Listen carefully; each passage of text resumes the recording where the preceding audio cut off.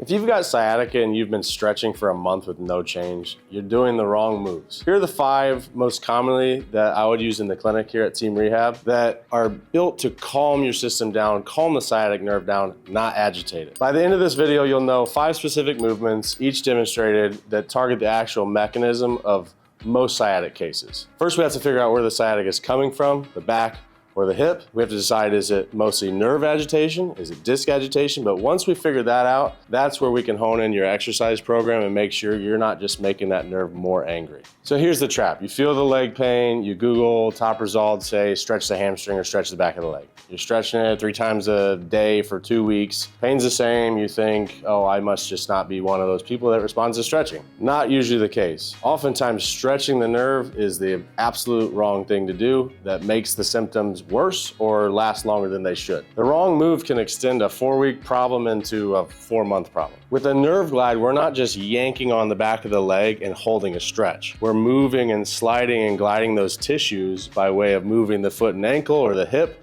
in a really strategic way that glides the nerves to help it move and calm down versus yank on it and pull on it like a rope on both ends. Once the nerve's moving, we open up the spine. The next exercise that often works if you have a disc-specific type sciatica is what's called a prone press-up. Lay on your stomach, press your chest away, get into some extension to help push on that disc. Maybe it's a little bit of a disc bulge that's pushing on the nerve. That's what we help you figure out. That oftentimes, if you start to feel pain that's now more in the back and less in the leg, we're going in the right direction.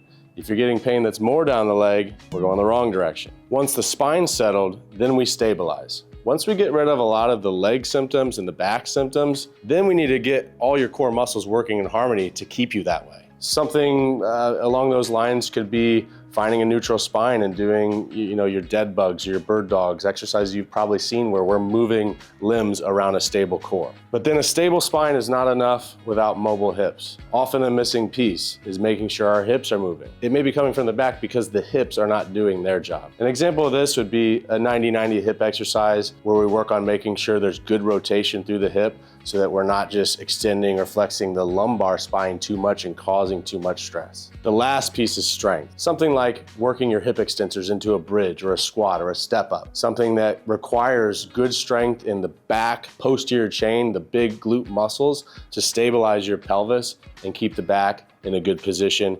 Keep pressure off the nerve. If you remember one thing, sciatica is a nerve problem first, a strength problem second, and a stretching problem almost never. If you are someone who's in pain or unsure how you can get better or what the next step is, click the link in the description to book a free initial consultation with us at Team Rehab Fort Wayne today.